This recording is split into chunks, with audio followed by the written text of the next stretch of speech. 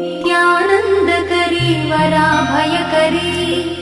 सौन्दर्यरत्नाकरी निर्धूताखिल पापनाशनकरी प्रत्यक्ष माहेश्वरी प्राणेयाचलवंशपावनकरी काशीपुराधीश्वरी भिक्षां देहि कृपावलम्बनकरी मातान्नपूर्णेश्वरी